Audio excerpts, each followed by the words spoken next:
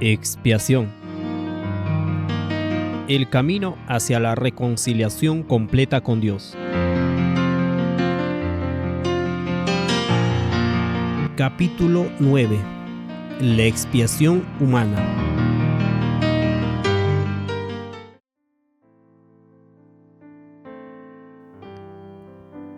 Los dos capítulos anteriores nos han expuesto el proceso de dos pasos de la expiación. El falso sistema de justicia de Satanás que la humanidad ha heredado debe ser satisfecho antes de que los hombres puedan creer en el perdón de Dios. El sacrificio de Cristo en la cruz es la satisfacción de la justicia humana y nos abre la puerta a creer en el verdadero carácter de Dios. Una vez que entendemos este principio, podemos comenzar a descifrar varias historias en el Antiguo Testamento que presentan a Dios como alguien que exige la muerte. La realidad es muy diferente. Consideremos la historia de Israel justo en las fronteras de Canaán. Leemos en Números 25, 1 al 5. Moraba Israel en Sitín, y el pueblo empezó a fornicar con las hijas de Moab, las cuales invitaban al pueblo a los sacrificios de sus dioses, y el pueblo comió y se inclinó a sus dioses. Así acudió el pueblo a Baal-peor, y el furor de Jehová se encendió contra Israel. Y Jehová dijo a Moisés: Toma a todos los príncipes del pueblo, y ahórcalos ante Jehová delante del sol, y el ardor de la ira de Jehová se apartará de Israel. Entonces Moisés dijo a los jueces de Israel: Matad a cada uno de aquellos de los vuestros que se han juntado con Baal-peor. Israel fue seducido por Balaam. Aunque Israel lo respetaba como profeta, Balaam se había desviado siguiendo su propia codicia en lugar de seguir a Dios. Tomó pago del rey madianita para maldecir a Israel, pero sus intentos fueron frustrados debido a que Israel estaba bajo la protección de Dios y en cambio Balaam los bendijo. Luego astutamente sugirió que invitaran a los israelitas a una fiesta donde beberían vino, bajarían la guardia y caerían en la adoración de dioses paganos. Esto impediría la bendición de Dios y provocaría una maldición.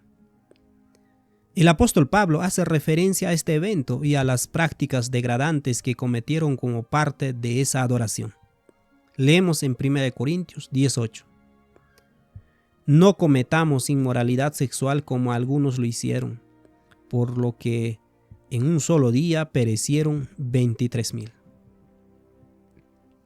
Los israelitas habían abandonado los mandamientos de Dios, se habían postrado en adoración a otros dioses y participaron en su inmoralidad sexual.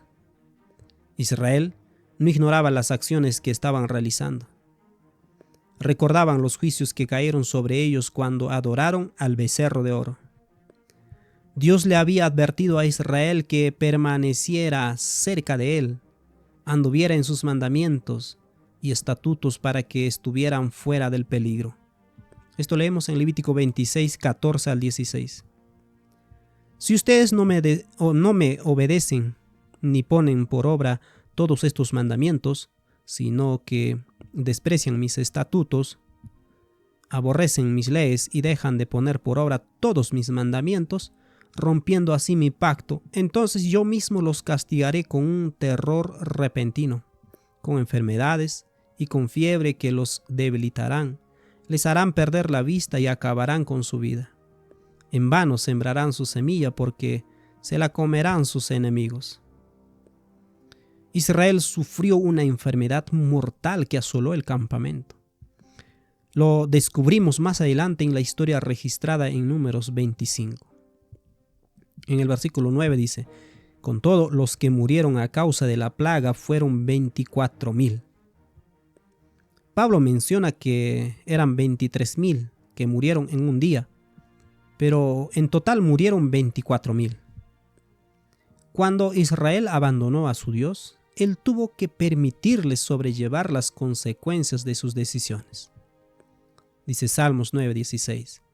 Jehová se ha hecho conocer en el juicio que ejecutó. En la hora de sus manos fue enlazado el malo. Aghión Selah.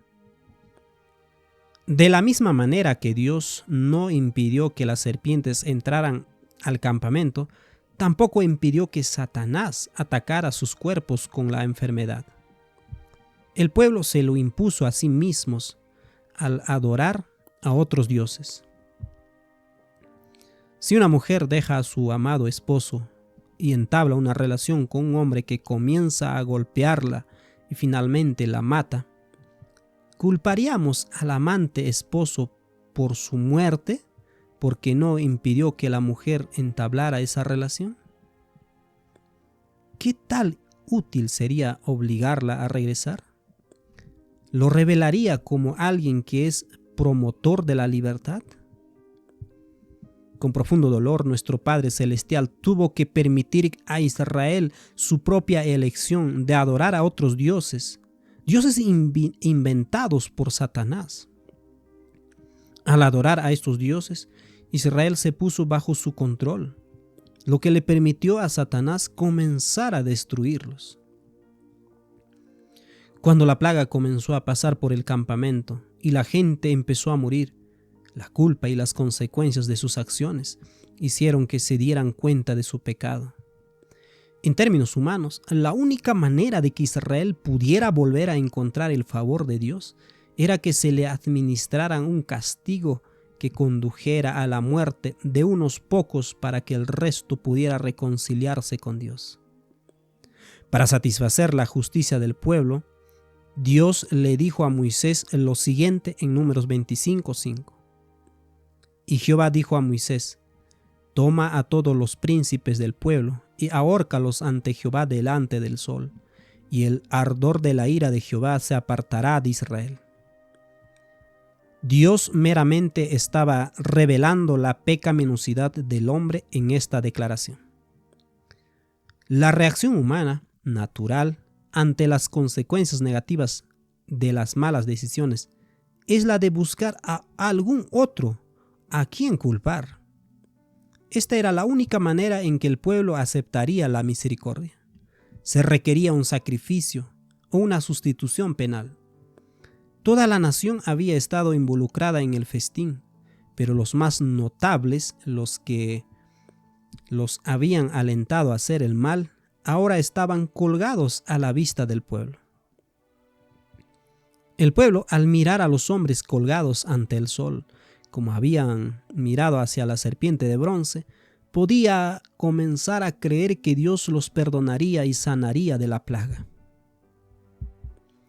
Cuando aún continuaba la plaga y los líderes de la apostasía estaban siendo muertos, uno de los príncipes de Israel de manera descarada llevó a una mujer madianita al medio del campamento con la intención de dormir con ella.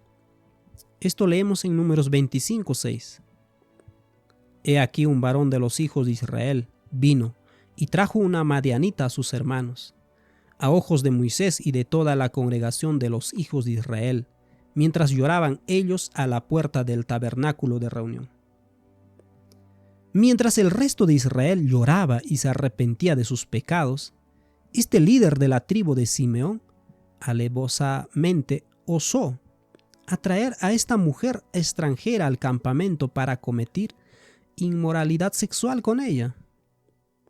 Aunque muchos en el campamento habían pecado, el accionar de este hombre proporcionó un pararrayos donde se manifestaría la justicia humana. Sinri, el simeonita, se convirtió en el portador del pecado, no solo para sí mismo, sino para toda la nación. Dice Números 25, 7 al 9. Y lo vio Finés, hijo de Eleazar, hijo del sacerdote Aarón, y se levantó de en medio de la congregación y tomó una lanza en su mano, y fue tras el varón de Israel a la tienda, y los alanceó a ambos, al varón de Israel y a la mujer por su vientre. Y cesó la mortandad de los hijos de Israel, y murieron de aquella mortandad 24,000. Cuando Finés vio las acciones descaradas de Zimri, despertó su sentido de justicia. Mientras Israel se arrepentía de sus pecados, este hombre flameaba su iniquidad delante de ellos. Finés, siguiendo los principios de la justicia y el juicio humanos, tomó una jabalina y mató a Zimri y Cosbi en el acto de tener relaciones sexuales.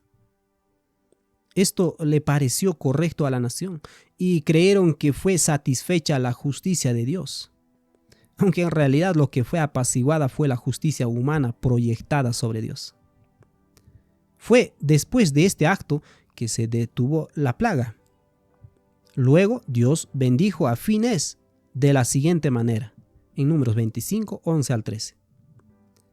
Finés, hijo de Eleazar, hijo del sacerdote Aarón, ha hecho apartar mi furor de los hijos de Israel, llevado de celo entre ellos, por lo cual yo no he consumido en mi celo a los hijos de Israel.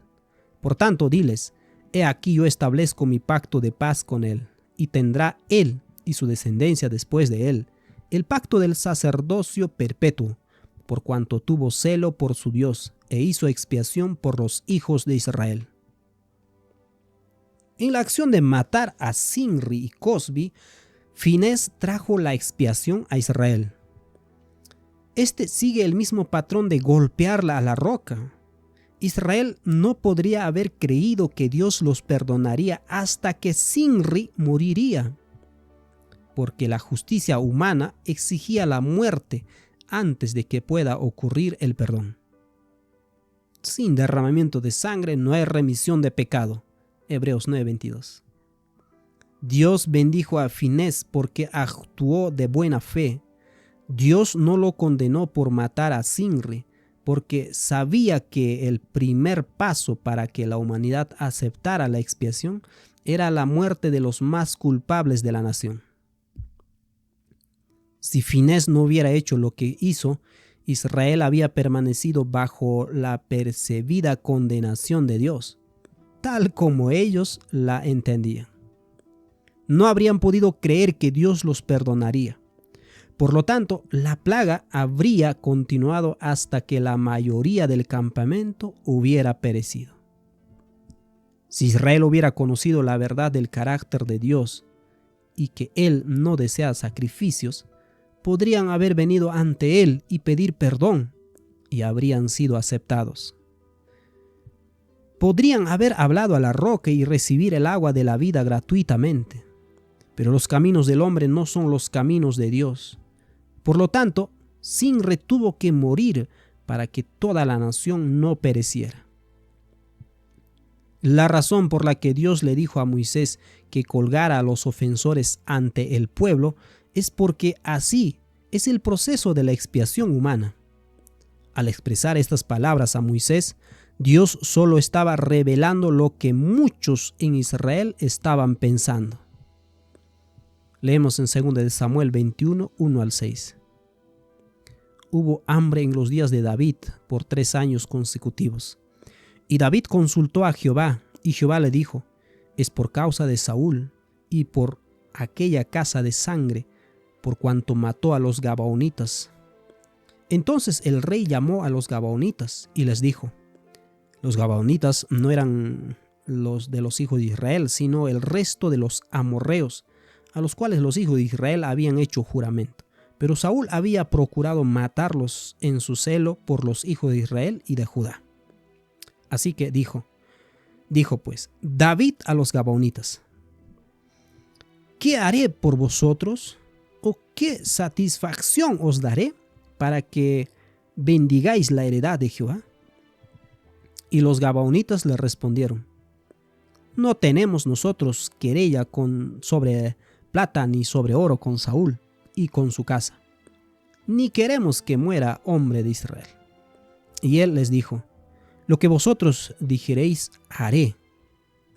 Ellos respondieron al rey, de aquel hombre que nos destruyó y que maquinó contra nosotros para exterminarnos sin dejar nada de nosotros en todo el territorio de Israel, dénsenos 7 varones de sus hijos, para que los ahorquemos delante de Jehová en Gabaa de Saúl, el escogido de Jehová.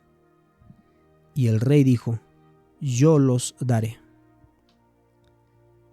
Vemos en estas acciones los principios de la expiación del hombre. La maldición de la hambruna había caído sobre Israel.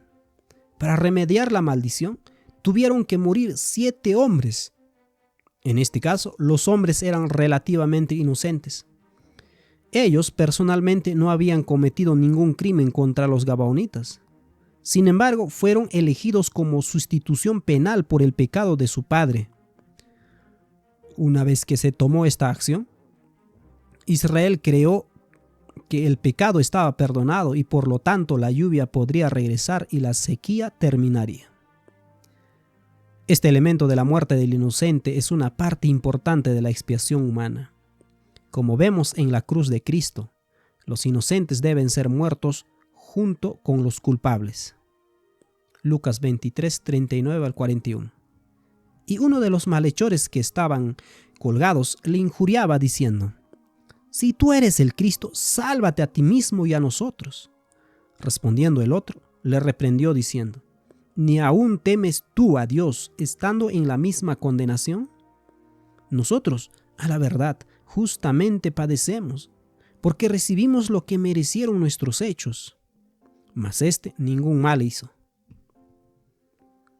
Veremos más ejemplos en el Antiguo Testamento de la necesidad que los culpables y los inocentes mueran para que se lleve a cabo la expiación humana.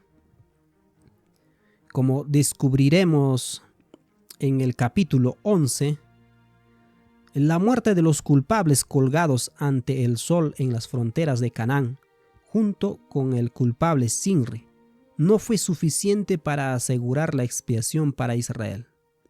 Tenía que haber la muerte del inocente antes de que se pudiera lograr la expiación.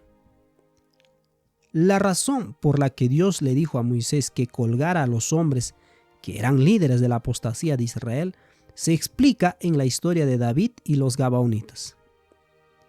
Sabía que esta era la única manera de asegurar el perdón en la mente de la gente. Así que les expresó sus pensamientos. Es el primer paso en el proceso de 2 pasos de la expiación. La muerte de estos hombres no refleja el carácter de Dios, sino más bien el carácter del hombre y lo que él piensa de Dios. Vemos este principio una y otra vez en el Antiguo Testamento. Observe Éxodo 32, 6 al 8. Al día siguiente madrugaron, ofrecieron holocaustos y trajeron sacrificios de paz. Luego el pueblo se sentó a comer y a beber y se levantó para divertirse. Entonces el Señor dijo a Moisés: anda, desciende, porque tu pueblo que sacaste de la tierra de Egipto se ha corrompido. Se han apartado rápidamente del camino que yo les mandé. Se han hecho un becerro de fundición, lo han adorado y le han ofrecido sacrificios y han dicho: Israel, este es tu Dios que te sacó de la tierra de Egipto. Cuando Israel estaba al pie del monte Sinaí y Moisés estaba en la montaña recibiendo instrucciones de Dios, Israel se impacientó y cayó en sus viejos hábitos de adoración que había aprendido en Egipto. Cuando Moisés regresó, el pueblo sintió su culpa. Se requería un sacrificio antes de que pudieran creer en el perdón de Dios. Leemos esto en Éxodo 32, 26 al 28. Se puso Moisés a la puerta del campamento y dijo: ¿quién está por Jehová? Júntese conmigo. Y se juntaron con él todos los hijos de Leví. Y él les dijo: así ha dicho Jehová, el Dios de Israel: poned cada uno su espada sobre su muslo, pasad y volved de puerta a puerta por el campamento, y matad cada uno a su hermano y a su amigo y a su pariente. Y los hijos de Leví lo hicieron conforme al dicho de Moisés, y cayeron del pueblo aquel día como 3,000 hombres. Una vez que los principales perpetradores fueron muertos, Moisés podía ahora buscar la expiación para el pecado de la nación. Leemos Éxodo 32, 29 al 30. Y Moisés dijo: consagraos hoy al Señor, pues cada uno ha estado en contra de su hijo y en contra de su hermano, para que hoy Él os dé una bendición. Y sucedió que al día siguiente dijo Moisés al pueblo: vosotros habéis cometido un gran pecado, y yo ahora voy a subir al Señor. Quizás pueda hacer expiación por vuestro pecado. Los más culpables de la apostasía habían sido sacrificados, pero la expiación no estaba completa. La necesidad de sangre inocente persistía. Leemos en Éxodo 32, 31 al 32. Entonces volvió Moisés a Jehová y dijo: te ruego, pues este pueblo ha cometido un gran pecado, porque se hicieron dioses de oro, que perdones ahora su pecado, y si no, ráeme ahora de tu libro que has escrito. Mientras Moisés piensa en el pecado cometido por Israel, duda sobre si Dios podrá perdonarlos. El sacrificio de los culpables podría no ser suficiente. Quizás, si se ofrece una víctima inocente, Dios entonces perdonaría a Israel. Moisés se ofrece como ofrenda inocente para completar el requisito de la sustitución penal. Desde un punto de vista humano, este es un sorprendente acto de amor por parte de Moisés. Revela el amor abnegado de su Salvador. Sin embargo, esta ofrenda está dentro de la frontera donde está el golpear la roca. Es el primer paso en el proceso de expiación. Este primer paso contiene dos elementos: la muerte del más culpable junto con la muerte del inocente. Dios no aceptó su oferta porque la muerte de Moisés no traería la expiación que éste deseaba para el pueblo. Desde la perspectiva humana, la falta de una víctima inocente significaba que Israel continuaría dudando de su aceptación ante Dios y por ende caería en el pecado. Esto implicaba que Israel seguiría sufriendo la plaga. Dice Éxodo 32, versículo 33 al 35. Y Jehová respondió a Moisés: al que pecare contra mí, a éste raeré yo de mi libro. Ve pues ahora, lleva a este pueblo a donde te he dicho. He aquí mi ángel irá delante de ti. Pero en el día del castigo, yo castigaré en ellos su pecado. Y Jehová hirió al pueblo, porque habían hecho el becerro que formó Aarón. Si se hubiera sacrificado una víctima inocente por Israel, podrían haber creído que Dios los había perdonado y la plaga se habría detenido. Como hemos visto en el capítulo 4, el deseo de matar es una manifestación de la enemistad humana contra el Hijo de Dios y contra la mujer que condujo a Adán a comer del fruto. El deseo de dar muerte al culpable es una expresión de la venganza satánica, y el deseo de dar muerte al inocente es una revelación del deseo de Satanás desde el principio, de matar al Hijo de Dios. Estos dos principios, el matar al culpable y al inocente, están contenidos en las historias de la Biblia y son manifestaciones de la semilla original encontrada en Génesis 3:12, la mujer que tú me diste.